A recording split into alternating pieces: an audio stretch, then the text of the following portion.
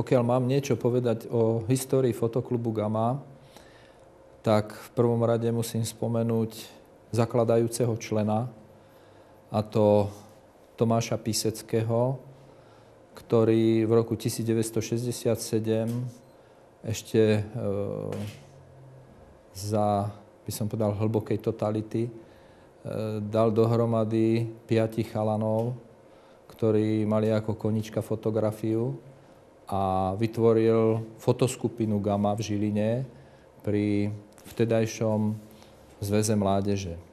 V roku 1970 fotoskupina prešla na vtedajšiu Vysokú školu dopravnú a v roku 1974 sa pretransformovala na fotoklub z toho dôvodu, že fotoklub musel byť pri väčšom počte členov, ako je 5. Od roku 1977 sme sa stali členmi Českobudějovického mapového okruhu, ktorý sme tu dnes večer hodnotili jednu mapu. A od roku 1978 práve by som povedal spolu s pánom Piseckým, ktorý už samozrejme v tom čase nebol vo fotoklube, ale už bol na voľnej nohe v Bratislave, výtvarník. Ten nám pomáhal pri fotosúťaži Doprava, ktorú robíme 17 bienále sme robili, teraz bolo 17. v tomto roku. A dostalo sa do, by som povedal, celosvetového povedomia táto fotosúťaž, lebo prebrali nad touto súťažou patronát medzinárodná organizácia fotografov FIAP.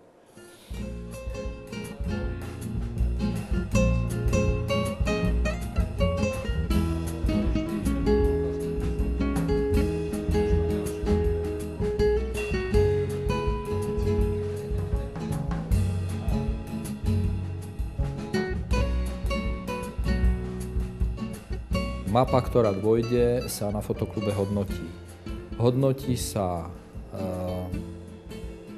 15 fotografií od každého fotoklubu a boduje sa bodové hodnoty, ktoré môže fotografia dostať, je od 1 do 10. 10 to sú fotografie a od 8 do 10 hore to sú fotografie, ktoré sú prínosom pre fotografiu.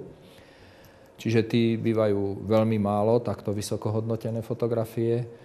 A tie nižšie bodové hodnoty samozrejme závisia v prvom rade pri tých veľmi nízkych hodnotách na technickej kvalite, na kvalite obrazu a na, by som povedal, od takej 4 bodovej hodnoty sa pohybujú fotky, ktoré odporúča fotoklub na záverečnú výstavu. Čiže môžu byť už vystavené. Možno na vysvetlenie, denne chodí okolo týchto panelov stovky študentov a obdivujú fotky, takisto pedagógovia a nikto ani netuší, čo to môže byť. Tak je to Gamma galéria fotoklubu Gamma. Sú to výstavné priestory, v ktorých teda zverejňujeme najmä svoje práce, ale i práce iných fotoklubov, ako môžete vidieť.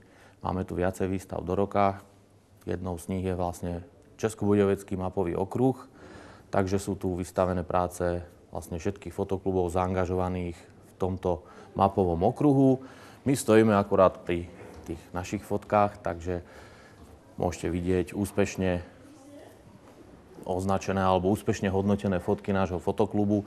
Tam dokonca si dovolím ukázať fotku kolegu, ktorá sa umiestnila zo všetkých fotiek na 3. mieste. Čiže je to asi 150-160 fotiek a byť tretí je celkom pekné umiestnenie. Takže máme aj úspechy, čo nás veľmi teší. No a takisto v tejto Gamma galérii môžete vidieť i autorské výstavy konkrétnych autorov. Sú to buď bývalí členovia fotoklubu Gamma, alebo autori zo Slovenska, takisto z Čiech, ktorí teda vystavujú svoje fotky.